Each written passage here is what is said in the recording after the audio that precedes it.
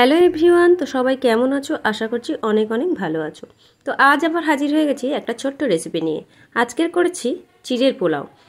এই চিড়ের পোলাওটা করার জন্য আমি এখানে নিয়েছি এক বাটি চিড়ে, কিছু সবজি নিয়েছি, গাজর, আলু, বিনস, পেঁয়াজ, একটু কাঁচা লঙ্কা।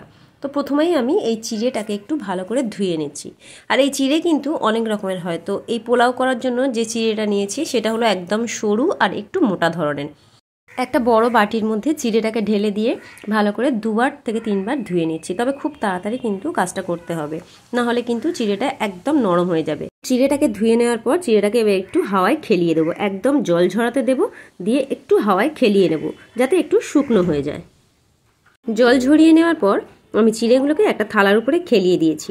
এবারে এটাকে একটু ফ্যানের হাওয়ায় শুকিয়ে নিচ্ছি। চিড়েটা যখন একটু শুকনো হয়ে আসবে, এবারে এর মধ্যে 1 চামচ চিনি আর সামান্য একটু লবণ দিয়ে চিড়েটাকে ভালো করে মাখিয়ে নেব। এবারে গ্যাসে একটা কড়া বসিয়ে দিয়েছি। কড়াই তেল দিয়ে প্রথমে কিশমিশ, কাজু আর একটু চিনাবাদাম ভালো করে ভেজে তুলে নিচ্ছি। এবারে কড়া তেলের মধ্যে সামান্য একটু সর্ষে আর একটু কারি পাতা ফোড়ন দিয়ে দিচ্ছি। সর্ষেটা একটু ভাজা হয়ে গেলে যে সবজিগুলো কেটে রেখেছিলাম সেই সবজিগুলো দিয়ে দিচ্ছি। আলু, গাজর, পেঁয়াজ, বিনস, কাঁচা লঙ্কা আমি সবটা এক মাপে করে কেটেছি, তো সবগুলো একসঙ্গেই দিয়ে দিলাম। এবারে এর মধ্যে খুব সামান্য পরিমাণ লবণ আর একটুখানি হলুদ দিয়ে এটাকে ভালো করে ভেজে নেব।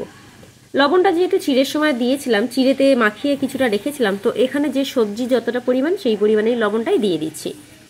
এবারে ভেজে রাখা সবজির মধ্যে দিয়ে দিচ্ছি চিড়েটা দিয়ে এবারে তার উপরেই দিয়ে দিচ্ছি ভেজে রাখা কাজু, কিশমিশ আর চিনাবাদামটা দেওয়ার পর ভালো করে একটু নাড়াচাড়া করে নেব। যখন খুব ভালোভাবে সবটা মিশে যাবে তার মধ্যে দিয়ে দিচ্ছি 1/2 চামচ পরিমাণ ঘি আর একটু গরম মশলা।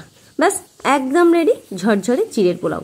কেমন লাগলো সকালবেলার এই ছোট্ট রেসিপি অবশ্যই কমেন্টস করে জানিও। আর ভিডিওটা ভালো লাগলে প্লিজ একটু লাইক, কমেন্ট, শেয়ার করে দিও। যারা এখনও আমার চ্যানেলটিকে সাবস্ক্রাইব করেননি তাদের কাছে আমার অনুরোধ রইল আমার এই ছোট্ট চ্যানেলটিকে একটু সাবস্ক্রাইব করে দেওয়ার জন্য। আর নিত্য নতুন রেসিপি দেখার জন্য আমার এই চ্যানেলটিকে কিন্তু আজই সাবস্ক্রাইব করে নেবেন। তো দেখা হচ্ছে আবার কোনো নতুন ভিডিও নিয়ে। ভালো থাকবেন, সুস্থ থাকবেন। ধন্যবাদ।